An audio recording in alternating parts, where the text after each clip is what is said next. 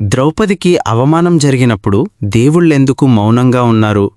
మహాభారతంలో ద్రౌపదీ వస్త్రాపహరణం అనేది అత్యంత ఘోరమైన, హృదయ విదారకమైన ఘట్టం. ఆ సభలో భీష్మ, ద్రోణ, విదురుల వంటి నీతిమంతులే కాదు, ముక్కోటి దేవతలు, ధర్మానికి అధిపతి అయిన యమధర్మరాజు కూడా ఎందుకు మౌనంగా ఉండిపోయారు? కృష్ణుడు వస్త్రాలివ్వడానికి అంత సమయమెందుకు పట్టింది? మహాభారతంలో కురుసభ నడిబొడ్డున ద్రౌపదికి అవమానం జరుగుతున్నప్పుడు ధర్మరాజు తలదించుకున్నాడు.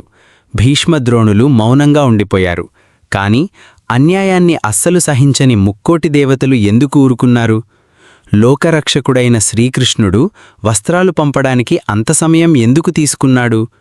దేవుళ్ళు చేతగాక మౌనంగా ఉన్నారా, లేక దీని వెనక ఏదైనా బలమైన కారణముందా? దేవతల చేతులు కట్టేసిన స్వేచ్ఛా సిద్ధాంతం.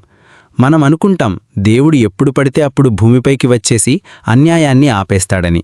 కాని ప్రకృతి నియమాల ప్రకారం దేవుడు మనుషుల స్వేచ్ఛా నిర్ణయాలలో జోక్యం చేసుకోడు.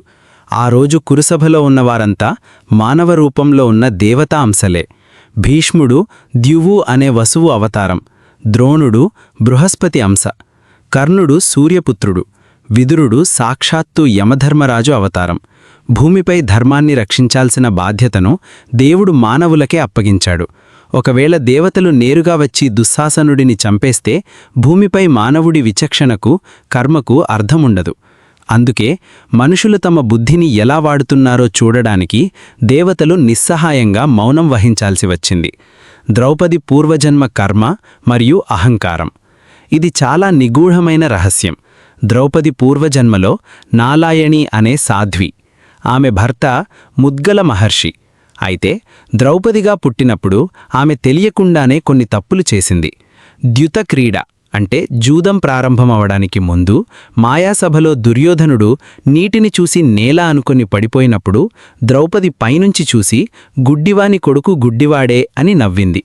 సరిగ్గా గమనించండి, ప్రకృతి నియమం ప్రకారం ఒకరిని మాటలతో అవమానిస్తే ఆ కర్మ తిరిగి మనల్ని వేరే రూపంలో వెంటాడుతుంది. దుర్యోధనుడి మనసులో పగ అంతలా రగలడానికి ద్రౌపది మాటలే కారణం. కర్మ సిద్ధాంతం పనిచేస్తున్నప్పుడు దేవుళ్ళు కూడా దాన్ని ఆపలేరు. ద్రౌపది చేసిన ఆ చిన్న పొరపాటే ఆమెకు అంతటి కష్టాన్ని తెచ్చిపెట్టింది. కృష్ణుడు వస్త్రాలివ్వడానికి ఎందుకు ఆలస్యం చేశాడు? చాలామంది అడుగుతుంటారు. దుశ్శాసనుడు ద్రౌపది చీరలాగుతుంటే కృష్ణుడు వెంటనే రాకుండా ఎందుకు లేట్ చేశాడు అని. దీనికి భాగవతంలో ఒక అద్భుతమైన సమాధానముంది. సభలో అవమానం జరుగుతున్నప్పుడు ద్రౌపది మొదట తన భర్తలను కాపాడమని అడిగింది.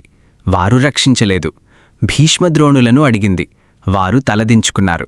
అప్పుడు తన చేతులతో తన చీరను గట్టిగా పట్టుకుని తన సొంత బలంతో ఆపుకోవాలని చూసింది.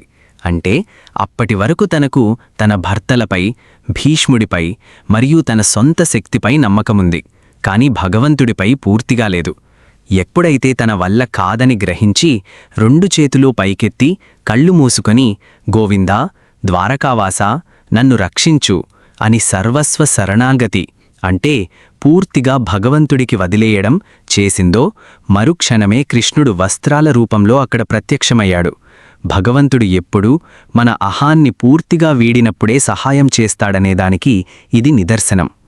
చూశారుగా, ద్రౌపది వస్త్రాపహరణం సమయంలో దేవుళ్ళు మౌనంగా ఉండటం వెనుక కర్మ సిద్ధాంతం, ప్రకృతి నియమాలు మరియు శరణాగతి తాలూకు పరమార్థం దాగి ఉన్నాయి. ఈ కథ మనకు నేర్పే పాఠమేంటంటే, మనం ఆడే ప్రతి మాట, చేసే ప్రతి పని తిరిగి మన దగ్గరికే వస్తుంది. అలాగే కష్టాల్లో ఉన్నప్పుడు మన శక్తులపై కాకుండా ఆ భగవంతుడిపై పూర్తి నమ్మకం ఉంచాలి. ధన్యవాదాలు.